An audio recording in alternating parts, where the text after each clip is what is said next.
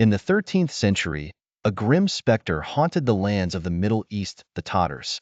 Their insatiable hunger for conquest and destruction reached an ominous crescendo when they annihilated Baghdad, casting an ominous shadow upon the entire region.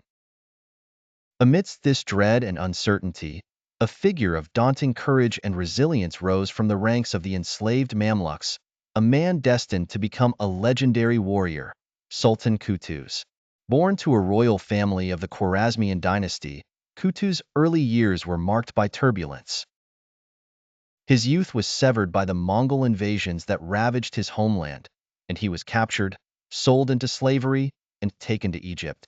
There, under the exacting tutelage of the Mamluks, a warrior elite, he honed his combat skills and became a leader of men. Destiny, however, kept a keener eye on him than on most. As the threat of the Tatars loomed ever closer, sowing fear and chaos, Qutuz emerged as the voice of defiance within the fractious Ayyubid state. Recognizing the existential threat posed by the Tatars, Qutuz seized power, deposing the distracted and ineffectual Sultan al-Mansur Ali and declaring himself Sultan of Egypt. It was a bold, unprecedented move, one that stirred both awe and trepidation.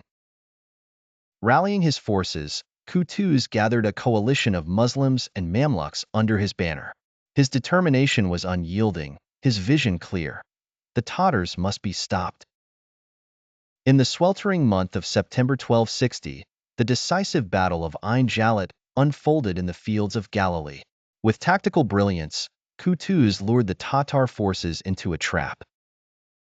Using the landscape to his advantage, he fragmented the Tatar lines, led by the formidable Kitbuka Noyan, and orchestrated a series of feigned retreats. Interspersed with fierce counterattacks, the clash was brutal, the cries of warriors mingling with the thunderous gallop of horsemen and the clang of steel.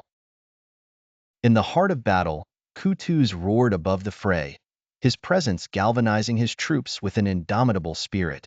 As the sun dipped below the horizon, the Tatars, for the first time, met their match. Kitbuka Noyan was captured and executed, his death signaling the collapse of Tatar morale. They fled in disarray, their seemingly invincible aura shattered. Qutuz's triumph at Ain Jalut was more than a military victory. It was a beacon of hope, a turning point that stemmed the tide of Mongol expansion into the Muslim world. However, fate's web spun another tale for the victorious Sultan. On his journey back to Cairo, Qutuz was treacherously assassinated by Baibars, one of his own Mamluk commanders who coveted the throne. His death was a tragic stroke, marring the triumph but solidifying his legacy as a martyr. Sultan Qutuz's life was a crucible of adversity, forged in the fire of relentless struggle.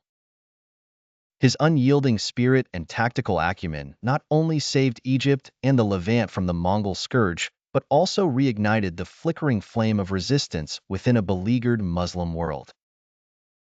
Sultan Qutuz, the conqueror of the Tatars, remains enshrined in history, a symbol of resilience against overwhelming odds.